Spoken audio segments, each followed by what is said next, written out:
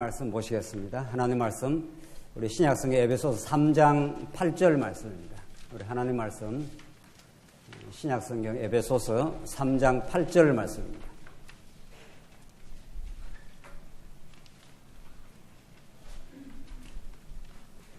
자유신 줄 알고 봉독 드리겠습니다.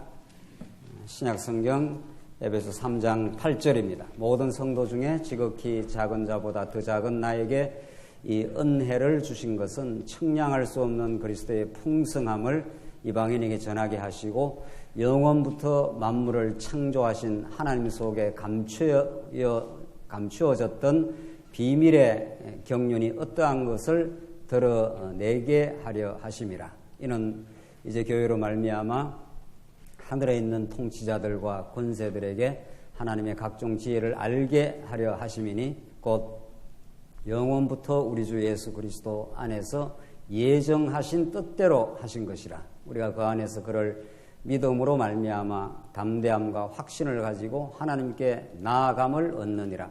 그러므로 너희에게 구하노니 너희를 위한 나의 여러 환난에 대하여 낙심하지 말라. 이는 너희의 영광이니라. 우선 13절까지 봉독드렸습니다. 우리는 지금 에베소서 말씀을 통해서 하나님께서 영원한 계획을 따라서 이 땅 위에 하나님의 나라 혹은 하나님의 성전인 교회를 이 땅에 세워가심으로 당신의 그 청량할 수 없는 무궁한 은혜를 우리에게 가르쳐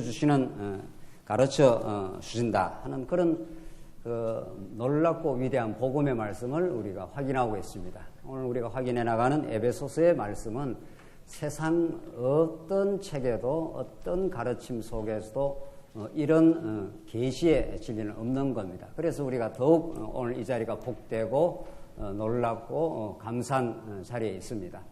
세상에 많은 철학들, 많은 과학 이론들이 사람이 더불어 살아가는 사회 이론에 대해서 얼마나 많이 강조를 해왔습니까? 그 중에 하나가 공산주의 이론인데 이제 워낙 자본주의가 빈익빈 부익부로 이렇게 격차가 심각하게 생기니까 19세기에 칼 막스라는 사람이 더불어 함께 사는 사회, 그걸 꿈꿨습니다. 그걸 공산사회, 자기의 능력 따라 일하고 필요에 따라서 쓰는 그런 유토피아적인 나라를 구하자. 그건 정확하게 칼 막스가 기독교 하나님 나라에 대한 진리를 세속화한 것입니다.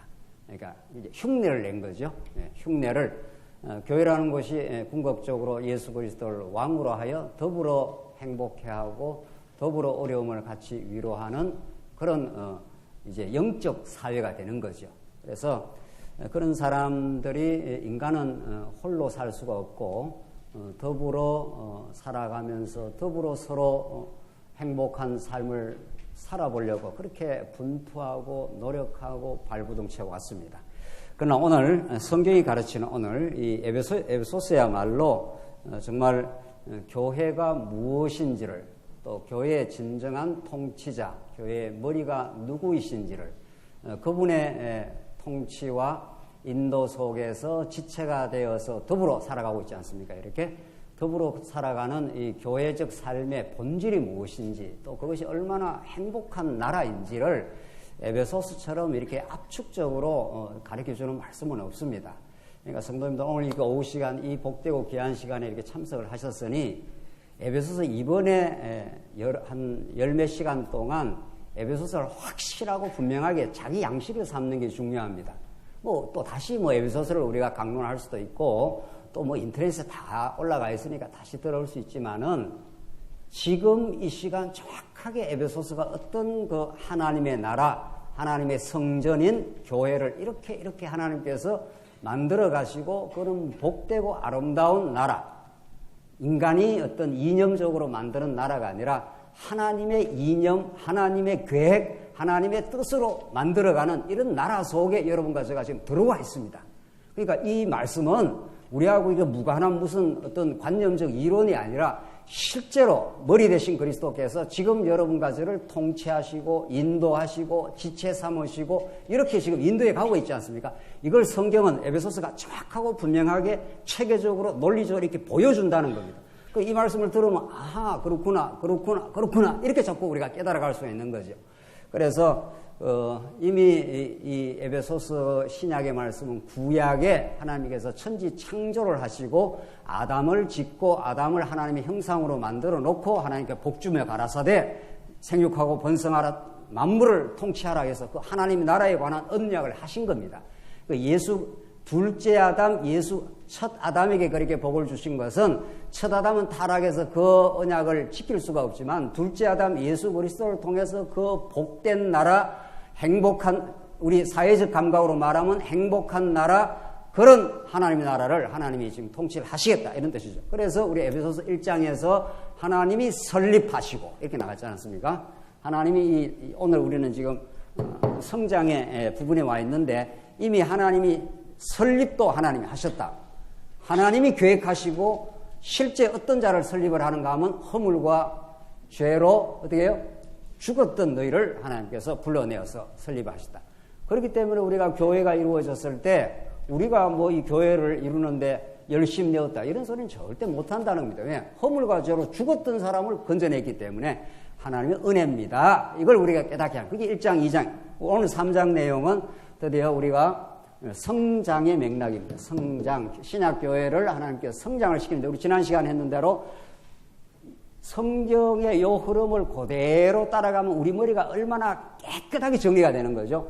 하나님이 우리를 어떻게 성장을 시키는가 하면은 사도에게 직분을 줘서 특별히 오늘 이 사도 바울에게 임무를 부여한다는 거예요. 어떤 임무? 하늘의 비밀의 계시를 드러냈다는 거예요. 무스테리온 하는 거, 영어로 말하면 미스테리 하는 하나님의 감추었던 진리를 사도 바울에게 다 드러낸다는 거예요. 그게 1장, 2장 내용이에요. 자, 하나님께서 그 사도들에게 그 진리를 드러낼 임무를 주시고 이런 거죠. 근데 그 임무를 어떻게 수행을 하게 하는가 하면 교회의 비밀을 드러냈다 이렇게 했지 않았어요? 그게 우리 지난 시간 이제 공부하다가 쭉 와서 온 겁니다. 오늘 계속해서 이어져 가는데 그 비밀을 드러내서 그 다음에 이 교회 성장을 간구하는 기도 내용이 나옵니다. 자, 성경은 그렇게 복잡하고 어려운 진리가 아닙니다. 이거는 진리를 드러내시고 진리에 입각한 간구, 기도를 하게 한다는 겁니다. 이게 성장을 하나님께서 하게 하는 아주 성경적이고 고전적인 딱 포인트입니다. 그러니까 이대로 하나님이 성장을 시킨다는 겁니다. 뭐 이게 복잡하고 어렵습니까? 지금 오늘날 20세기, 21세기에 넘어와서 신학에서 교회론과 성경 해석하기 지금 화두가 되어 있습니다. 신학에서 도대체 교회를 어떻게 설명해야 되느냐?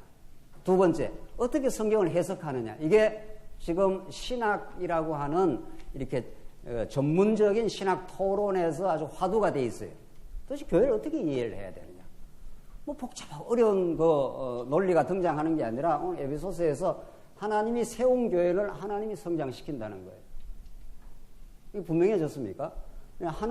하나님이 세운 교회를, 하나님이 세운 장항교회를 하나님이 지금 성장을 시켜 간다는 겁니다.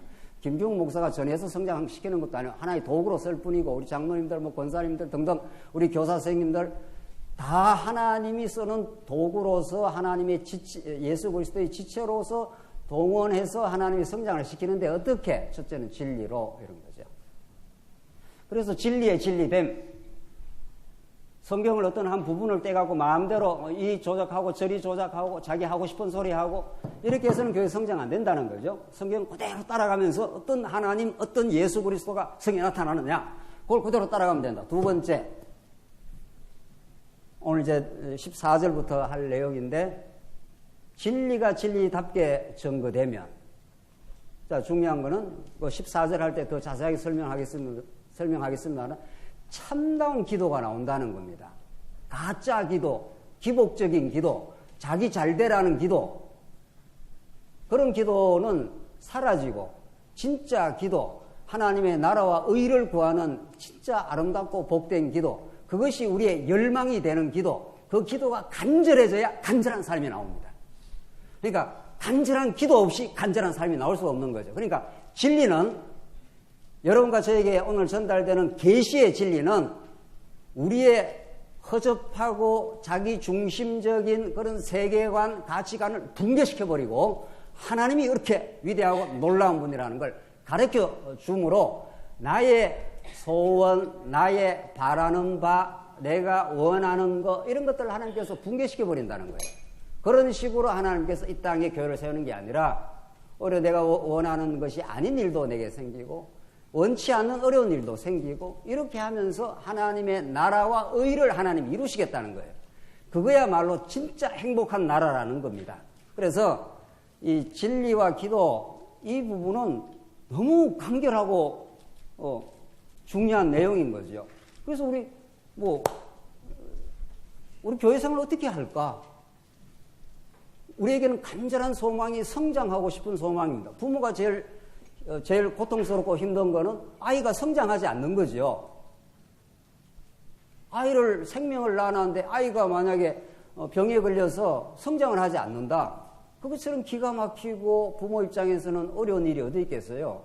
마찬가지 하나님께서 우리를 이 땅에 두신 것은 그냥 어린애처럼 갓난애처럼 자기중심적인 아기처럼 늘 하나님의 뜻을 생각하는 게 아니고 자기 뜻을, 자기 영광을, 자기 이름을, 자기 이름의 피석을 내려고 하는 오늘 오전에 압살롬처럼 그게 얼마나 어린아이고 병든 어린아이입니까?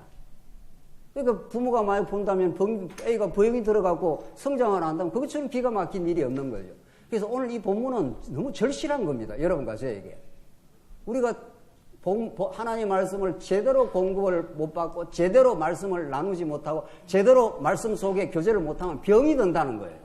어떻게? 어린아이로 그것도. 제대로 힘을 못 쓰는 거예요. 제대로.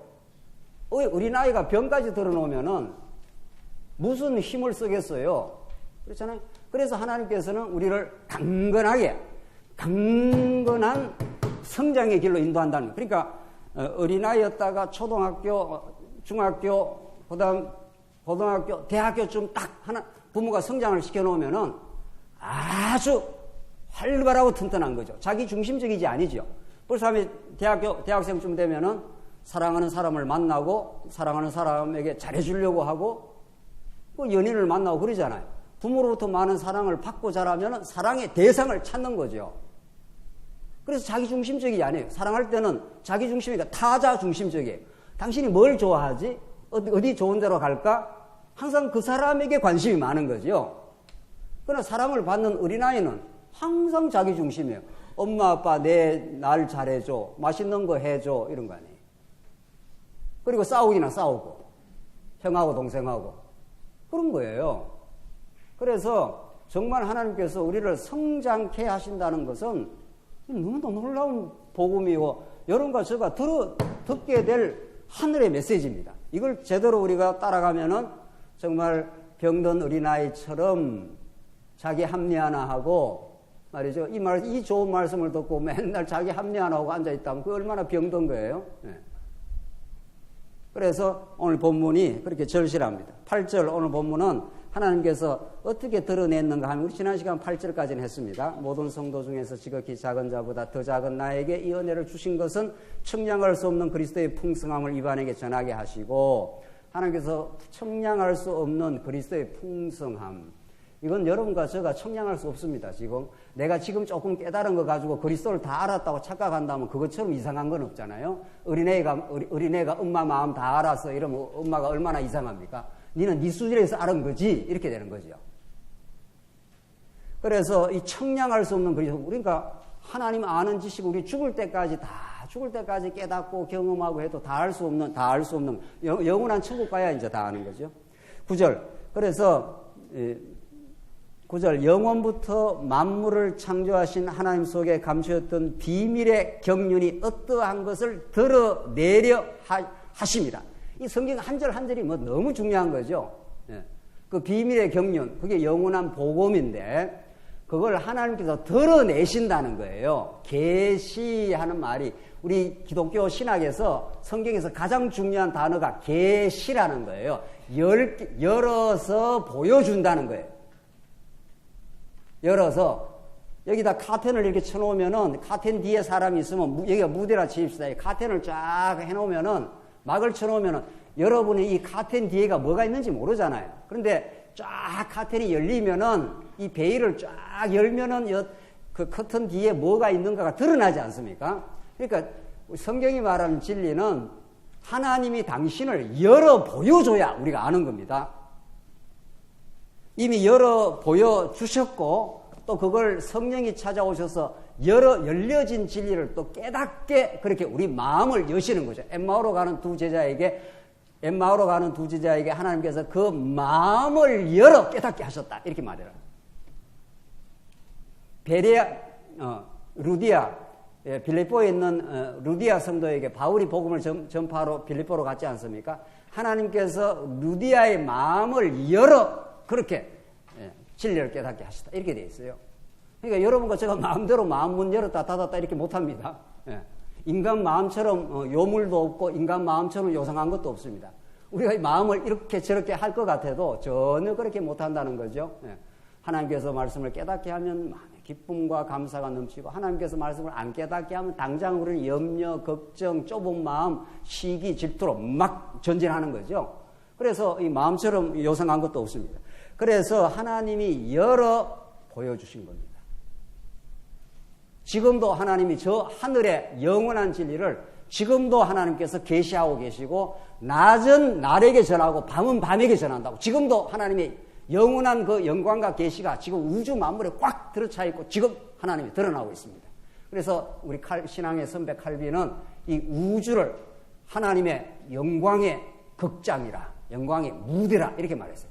이 우주 자체가 하나님의 영광의 무대라는 거예요. 그래서 자연주의자들과 이 계시주의자가 다른 거죠. 자연주의자들은 이 우주를 보고 대단한 우주를 보고 우주를 찬탄하고 경탄하잖아요. 그러나 우리 계시주의자들, 우리 복음주의자들은 진리를 깨닫는 사람은 우주의 대단한 이 경관을 보고 하나님이 대단하시다. 요 조그마한 지구의 경광을 보고도 하나님이 대단하시다 하면 만약에 이 우주 전체의 비밀을 안다면 얼마나 우리가 놀라고 감격하겠느냐는 거예요. 사실은. 그렇게 여러분과 저는 그 하나님의 영원한 진리, 그 놀라운 계시의 말씀을 지금 깨달을 수 있도록 성령께서 찾아오신 거죠. 그래서 지금 비밀의 경륜을 감추었던 건데 영원부터 그것이 어떠한 것인 걸 드러내게 하려고 사도 바울에게 몽땅 보여줬다는 거예요. 그래서 그걸 기록하게 했다는 거예요. 그래서 우리가 기록한 말씀을 쫙 따라가면은 점점 그것이 이제 깨달아질 수 있도록 그렇게 하셨다는 거예요. 10절 이는 이제 교회로 말미암아 하늘에 있는 통치자들과 권세들에게 이거 천사들입니다. 하늘에 있는 통치자들 했으니까 우리 예수 그리스도 하나님은 통치자이시고 여기 통치자들 권세들 여기 다 하늘의 영적 천사들이에요. 하늘의 각종 지혜를 알게 하려 하심이니 곧 영원부터 우리 주 예수 그리스도 안에서 예정하신 뜻대로 하신 것이라. 이게 얼마나 많이 나옵니까? 영원부터 예수 그리스도 안에서 예정하신 것이라. 그러니까 역사는 이렇게 펼쳐져 갈 뿐인 거죠. 지금 우리 21세기 그러니까 여기에서 무슨 일이 이렇게 발생을 하는 것은 이미 이 영원 안에 영원한 하나님의 로고스 안에 하나님의 작정 속에 다 씨앗의 형태로 다 들어 있습니다. 그것이 이렇게 씨앗을 심어 놓으면은 꽃이 이렇게 싹이 돋고 이렇게 줄기가 뻗고 이렇게 자꾸 이렇게 펴 나가듯이 그렇잖아요. 그렇게 하듯이 지금 역사라는 것은 영원 안에 하나님께서 계획된 것이 이렇게 착착 이렇게 펼쳐져 가고 있는 중인 거죠.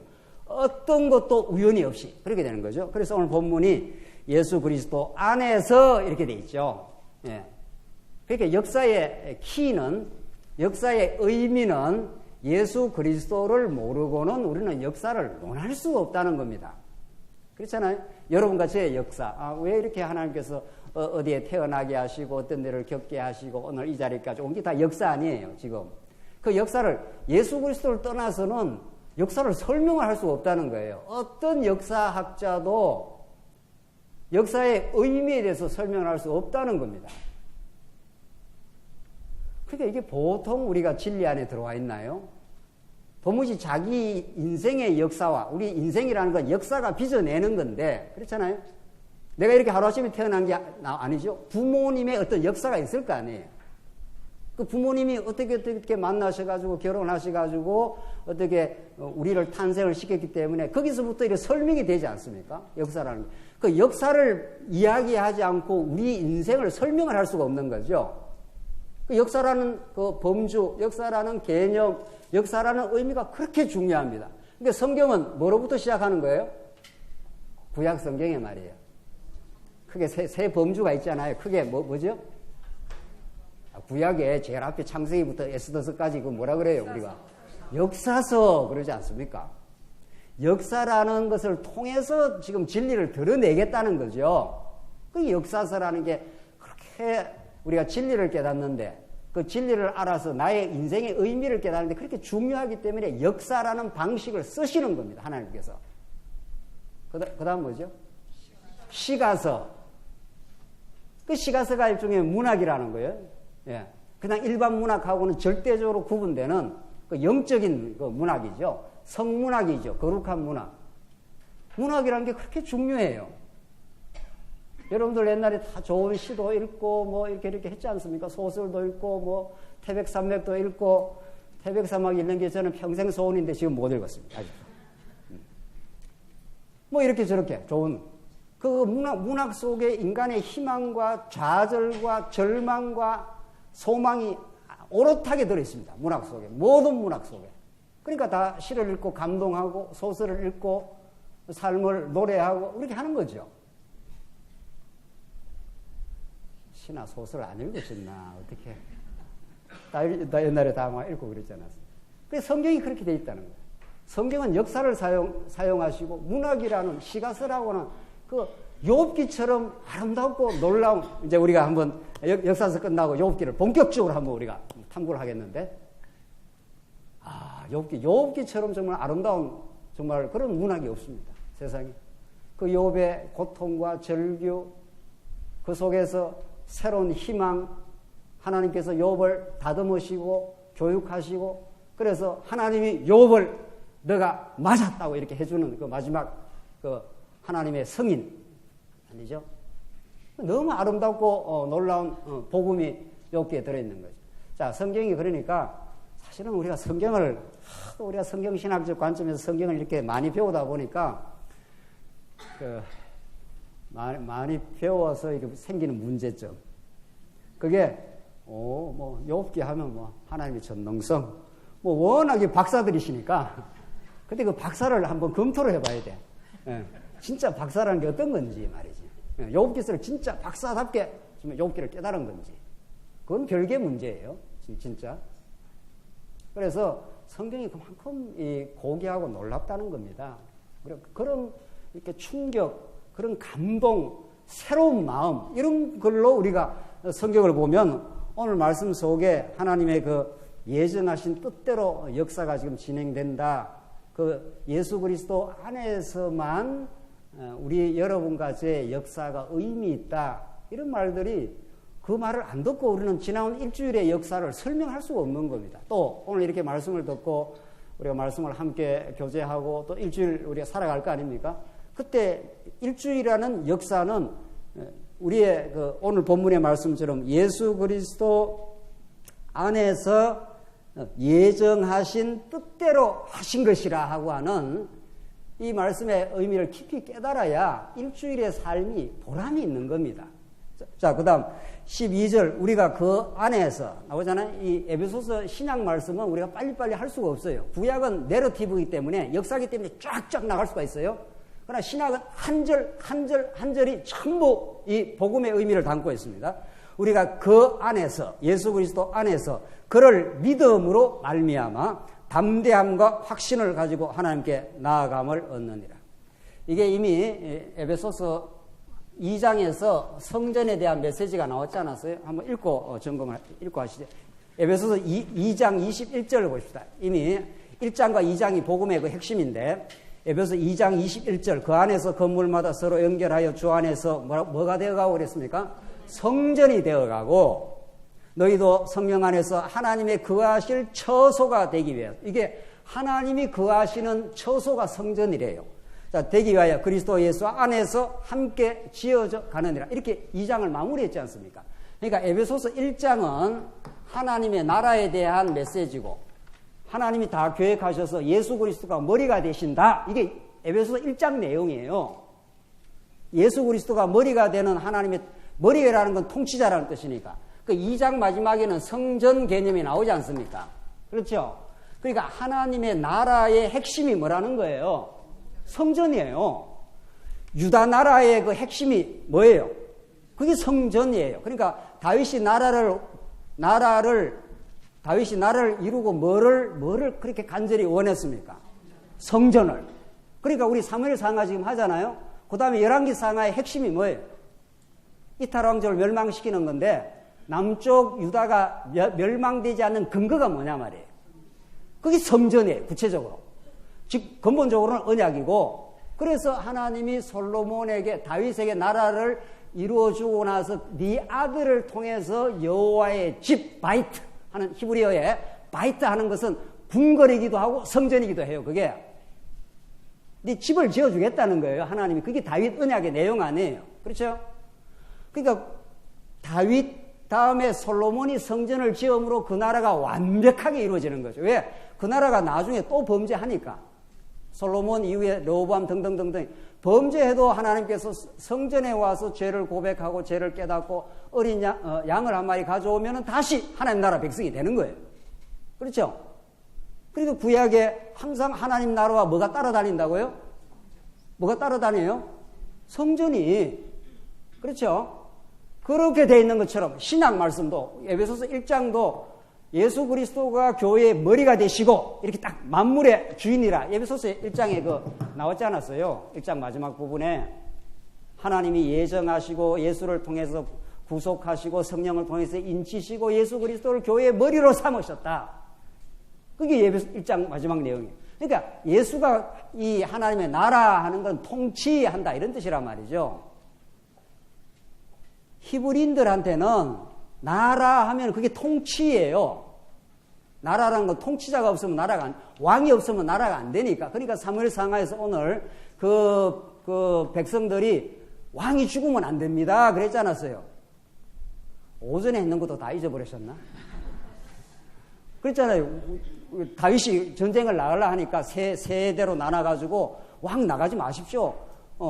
저 백성들이 우리 반이 다 죽어도 신경 안 쓸 겁니다. 그러나 왕 하나를 죽이려고 할 겁니다. 지금 그랬지 않았어요? 그러니까 나라의 상징은 왕이에요. 왕이 없으면 그 나라가 아니라는 거예요. 그만큼 그 왕이 중요합니다. 여러분과 저가 이 안에 지금 예수 그리스도가 없고 예수 그리스도의 말씀이 없으면 우리는 다 허당이에요. 다. 그래서 하나님의 나라를 통치하시는 예수 그리스도가 머리가 되신다. 이게 에베소서 1장 내용이에요. 그 나라를 어떻게 구체적으로 세워가느냐 하면은 성전의 방식으로 세우겠다는 거예요.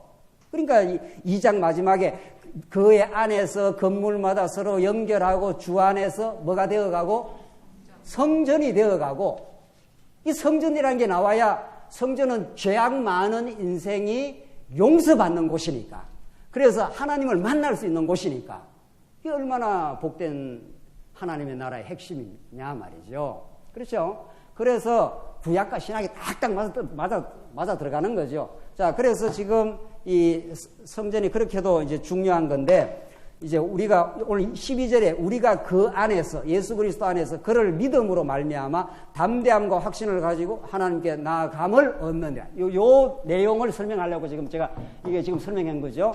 그래서 이게 성전이라는 것이 제가 늘 강조하지만 성전은 복되고 영광스럽고 아주 행복한 하나님 나라의 센터이기도 하면서 무서운 곳이에요.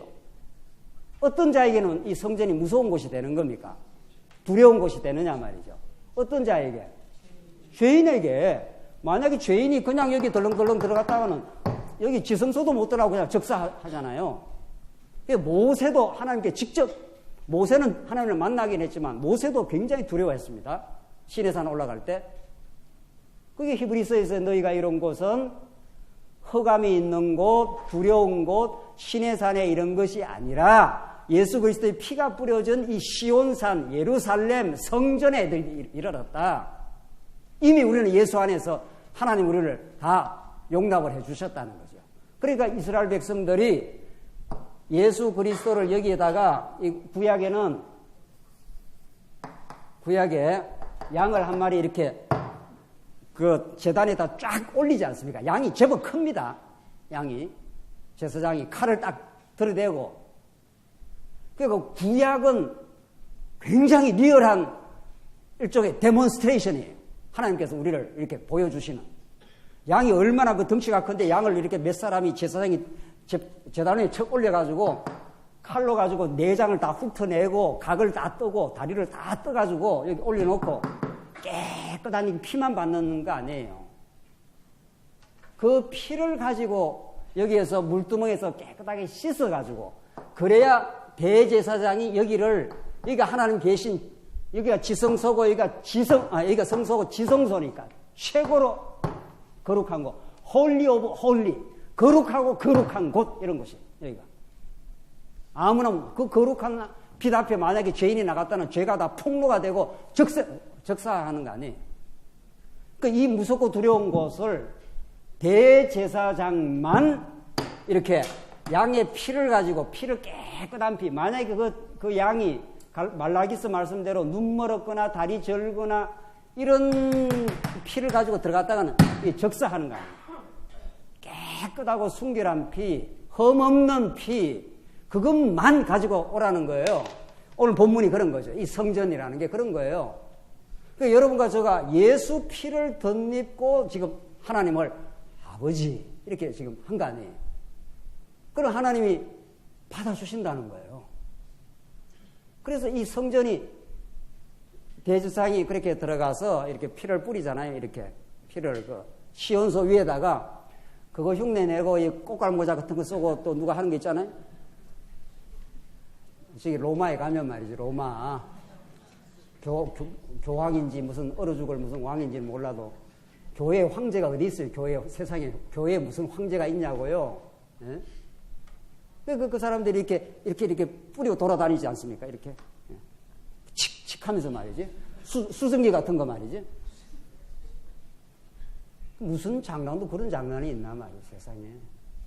예수님이 당신의 피를, 구약에는 어린 양의 피를, 이게 전부 상징이니까, 이 다 그림자니까, 예수님이 십자가에서 당신의 피를 다 흘리시고, 우리 모든 택한 백성들의 대속을 위해서 머리끝에서 발끝까지 물과 피를 완전히 다 쏟아버렸습니다. 우리 부모가 자식을 사랑하기 위해서 온갖 고생과 수고를 다 하듯이 말이죠. 그렇게 해서 하나님께 예수 그리스도 안에서 그를 믿음으로 담대함과 확신을 가지고 하나님께 나아감을 얻었느니라 우리가. 내가 뭐 뚜벅뚜벅 나가는 게 아니라 하나님께서 활짝 열어주시고, 그래서 예수님 죽으실 때 여기가 활짝 열리고, 여러분과 제가 대제사장 예수를 따라 예수님의 영원한 제물 대신 어린 양의 피값을 가지고 이렇게 나가는 거죠. 이렇게 하셨다는 거예요. 이 지금 성전에 대한 모티브를, 이 주제를 가지고 바울이 지금 설명하고 있는 거죠. 2장 내용의 마지막에 성전 모티브, 성전 주제를 그대로 끌어당기면서 지금 이렇게 우리가 하나님께 나갈 수 있다는 거예요. 이제 담대하게. 13절, 그러므로 이렇게 비밀의 계시를 드러내고 하나님께 담대하게 나아갈 수 있게 하셨으므로 너희에게 구하노니 너희를 위한 나의 환난에 대하여 낙심하지 말라. 이는 너희의 영광이니라. 세상에 이런 말씀이 어디 있습니까? 세상에. 지금 바울이 겪다 이렇게 고초와 고통을 옥중에서 겪고 있는데 그 환난에서 낙심하지 마라. 이게 너희의 영광이라는 거예요. 그러니까 우리는 따지고 보면은 이 좋은 말씀을 많이 듣긴 했지만은 사실은 진리를 위해서 이 땅에 하나님 나라를 위해서 하나님께서 그 환난의 축복도 주셔야 받는 겁니다. 사실은 우리 교회가 조금 어려워졌던 거 뭐 어렵긴 했지만은 그 내부적인 고통일 뿐이고 진짜 복음의 영광을 위하여 이 땅에 하나님 나라가 세워지기를 위해서 얼마나 여러분과 제가 환난을 기꺼이 동참하고 그 고통을 받고 그렇게 해서 이 땅에 복음이 전파되는데 우리 종교개혁자들이 얼마나 많이 고통받고 가톨릭주의자들에 의해서 죽음을 치르고 그 바돌로미오 대성당 사건에서 뭐 유군어들이 얼마나 많이 죽어갔는지 모릅니다. 그 사람들은 그 당시에 개혁신학을 붙들고 가톨릭주의자들이 가르치는 걸 받아들일 수 없다. 죽인다. 이런 거죠. 죽여라. 이렇게 된 거죠. 그래서 진짜 죽었습니다. 유건호들이. 영국에 종교개혁이 일어났을 때 존 락스라든가 이런 사람들이 이리저리 쫓겨다니고 그 사람들이 얼마나 담대하게 개혁신앙을 지키느라고 많이 죽기도 했습니다. 메리 여왕이라는 그 여자가 말이죠. 피해 숙청을 해가지고 말이죠. 이 개혁신앙을 받아들이는 사람들을 싹 썰어버려라.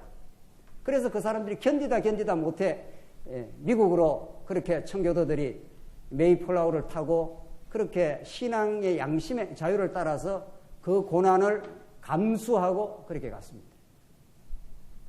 우리 복음 그래 들었다고 너무 자고할 거 없는 거죠.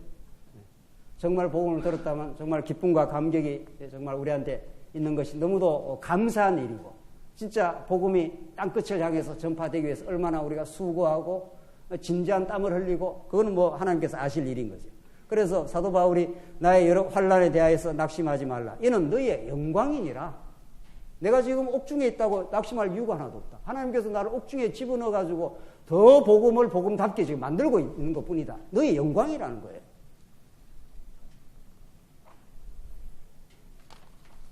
옛날 학창시절 이야기인데 같은 다 동료들이 민주화 투쟁을 하고 그래서 다 옥에 잡혀 들어갔습니다.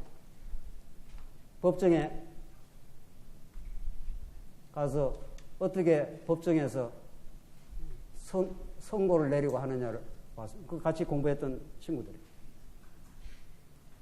그 친구들이 하는 말이 내가 여기 감옥에 온 것이 민주화를 위해서 기꺼이 내가 이 한 몸을 바치기 때문에 괜찮다는 거예요. 그래서 손을 흔들고 이제 감옥으로 들어가는 길인데 법정에서 그 손을 흔들고 아주 기쁜 얼굴로 손을 흔들었습니다. 저는 그때 인생이 다 무너져 버렸습니다. 저 친구들은 어떤 가치 때문에 무엇을 위하여 그 생생한 젊음을 포기하고 감옥에 들어가면서 기쁘게 손을 흔들 수 있는가? 뭐 그런 일은 많았습니다. 옛날에. 많았는데 제가 직접 경험을 했기 때문에. 도대체 무슨 가치가 있으면 저렇게 인생이 절절하고 행복하고 그러니까 괜찮다는 거예요. 밖에서 잘 싸우라는 거예요. 나는 감옥에 들어간다는 거예요. 예수 믿으면 그 정도 뿌리겠냐고요, 사실은. 제대로 예수를 믿으면. 우리가 받는 고난과 환난이 있다면, 우리 교회가 이 땅 위에 세워지기 위해서 우리가 조금 수고하고 땀 흘리는 게 있다면, 그야말로 영광 중에 영광인 거죠. 도대체 복음을 우리가 어떻게 들었기에 조금 교회에서 무슨 봉사나 하고 열심을 내면 그게 자기의 무슨 업적이 되고 그렇게 된다면 오늘 에베소서가 우리에게 전거하는 메시지와는 정면 배치되는 거죠. 바울은 대단한 배경을 갖고 있었습니다. 가말리엘 문화에서 공부했던 사람이고 율법에 능통했던 사람이고 그 당대 로마 시민권을 갖고 있는 사람입니다. 그 당대 로마 시민권은 아무나 받는 게 아닙니다. 아주 특수 계층에 있던 사람이에요. 그걸 훌훌 털어버렸고 오히려 예수 믿는 사람과 함께 고난의 길을 기꺼이 갔었고 그 어렵고 힘든 선교 여정들을 잘 감당하고 감사하고 마침내 옥에까지 들어가 버리고 말았습니다. 감옥에. 뭐 하나님께서 그렇게 왜 하시나요? 그렇게 치열하게 복음을 전거하고 복음에 순수하게 붙들린 하나님의 종을 잘 좀 뭐 이렇게 해서 그렇게 복음을 위해서 살게 하게 만들어야죠. 왜 옥중에서? 그래서 참수당했다는 게 성경에는 없고 전설에 사도 바울은 로마 의대 근처에서 참수당했을 것이다. 이 정도로 이제 되어 있습니다. 아마 참수를 당했든지 뭐 곱게 못 죽었을 겁니다. 오늘 복음은 그런 겁니다. 여러분과 저희한테 정말 가치로운 복음은 너무도 놀라운 복음은 우리에게 영생을 약속하고 참된 이 땅의 마음의 평화를 선사하는 복음. 이 복음은 오늘 본문이 증거하는 대로 나의 여러 환난에 대하여 낙심하지 마라. 이는 너의 영광이니라. 세상에 이렇게 기쁘고 행복하고 멋진 스토리가 어디 있습니까? 이건 바울에게만 준 무슨 특별한 은혜는 아니라고 생각합니다. 우리의 2000년 동안 믿음의 선진들, 또 여러분과 저를 하나님께서 붙드시고 인도하시면은 얼마나 기쁘고 감사한, 크고 놀라운, 사람 볼 때 무슨 큰 봉사를 해야 그게 큰 봉사입니까? 오늘 여러분과 제가, 우리 교사 선생님들이, 또 우리 장모님들이, 우리 권사님들이 이 교회가 정말 순수하게 세워지기 위해서 정말 애쓰고 마음을 담아서 진실하게 하나님 앞에서 그렇게 한다면은 그것이 삶 속에 날마다 순교인 거죠. 꼭 죽어야만 순교가 아니, 사실은. 여러분과 저에게 그런 그 복음의 순수함과 순결함, 그 복음에 대한 감동과 기쁨, 내가 조그만한 것이라도 교회를 위해서 애쓰고 동참하고 우리 지체들을 돌아보고 그렇게 하면은 우리 종교개혁자들처럼 사도 바울처럼 이렇게 영웅적으로 안 해도 상관없어요. 우리는 우리의 삶의 일상에서 하나님께 정말 감사하는 마음이 넘친다면, 그래서 이 교회를 생각하고 우리 권사님들이 이모저모해서 간절하게 기도하면서 교회가 정말 복음적으로 세워지기를 바란다고, 그걸로 충분하고 만족한 겁니다. 오늘 바울의 이런 메시지는 우리를 정말 잔잔한 감동을 주는 거고, 정말 우리 신앙생활이 얼마나 고결하고 복된 것인가, 그렇게 허접하고 저급한 것이 아니라는 것을, 이 보이는 것 때문에 그렇게 전전긍긍하지 않는 아주 복되고 아름다운 신앙생활이 우리에게 도래하고 있고 기다리고 있고, 하나님께서 우리를 그렇게 인도해 가실 거예요. 마지막으로 오늘 읽고 정리를 하시죠. 14절 두 번째, 이런 계시 진리가 드러나면 그런 그 신앙의 태도가 형성이 되는데, 그게 이렇게 강구와 기도로 이어진다는 겁니다. 바울이 그걸 아주 모범적으로 지금 보여주고 있는 거죠. 하나님 사도 바울을 통해서 계시 진리를 드러내고 바울이라는 인생을 통해서 어떻게 간절하게 기도하는가를 그대로 보여주므로, 이게 우리가 교회가 성장하는 그 길잡이를 잘 이렇게 보여주는 겁니다. 지금 우리 그렇게 하고 있지 않습니까? 우리 장로님들, 권사님들 나와서 기도하는 건 다 간절합니다. 하나님 우리에게 고난도 주셨습니다. 이것이 우리의 정말 우리를 돌아보는 좋은 계기가 되게 하셨습니다. 그리고 우리는 더욱 말씀에 붙들려 사로잡혀 우리는 전진하게 될 것입니다. 또 그렇게 되길 바랍니다. 우리 흩어졌던 많은 우리 지체들, 그리고 또 진짜 말씀을 사모하는 우리 주변에 해외에 있는 성도들, 그들이 우리의 마음속에 있고 우리는 간절한 거죠. 오늘 본문이 그런 겁니다. 그러므로 14절, 내가 하늘과 땅에 있는 각 족속에 이름을 주신 하나님께 무릎을 꿇고 비노니. 바울은 지금 옥중에서 지금 하는 이야기입니다. 옥중에서 하나님께 무릎을 꿇고 지금 기도하고 있는 거죠. 그 기도의 내용이 뭡니까? 16절, 그의 영광의 풍성함을 따라 그의 성령으로 말미암아 너희 속사람을 능력으로 강건하게 하옵시며. 첫 번째 기도의 내용, 속사람의 강건이에요. 이걸 반대로 말하면 겉사람이 있다는 거 아니에요. 속사람이 아닌 겉사람이 있는 거죠. 우리 껍데기 겉사람. 이 속사람이 강건하게 기도를 한다는 건 아직 에베소 성도들이 속사람이 아직은 강건하지 않는 거죠. 지금 연약하고 지금 성장의 과정에 있는 거. 그러니까 주제가 지금 신약교회의 성장 아닙니까? 이 보통 중요한 주제가 아니에요, 사실은. 성장을 했느냐 안 했느냐에 따라서 내 삶의 질이, 내 신앙생활의 질이 결정이 나는 거죠. 서두에 말씀드린 대로. 그러니까 바울은 에베소 교회 성도들이 지금 그 지도자는 옥중에 들어가 있고 에베소 교회는 지금 환난 중에 있고 그런 겁니다. 그러니까 교회가 흔들리고 있고 뭐 그런 중인 거죠. 그걸 바울이 알고 에베소서를 지금 쓰고 있는 거 아닙니까?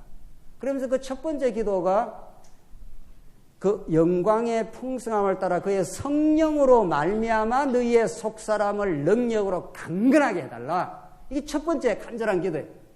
우리 장로님들의 간절한 기도가 이 기도가 우리가 되는 거죠. 우리 공중기도 앞에 나와서 할 때마다 우리 교회가 많이 어려움도 겪고 흔들리기도 하고 많이 상처도 경험했지만 우리 모든 성도들이 복음으로 우리의 속사람이 강건하게 해달라. 이게 우리의 기도가 되는 거죠.